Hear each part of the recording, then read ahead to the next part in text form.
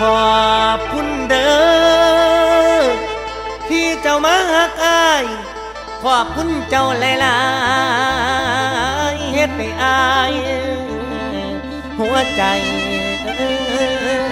ซึ้งสู้เพื่อฝันทุกวันคืนยืนเคียงกันสู้มือคือบุญอายได้พบเธอหลายเวลาแต่ไอ้เก้อได้ยืนมืออยู่คนเดียวพอแต่เหลียวมองเธอก็ว่าใจบ่มีลาวาสนาได้มาพอ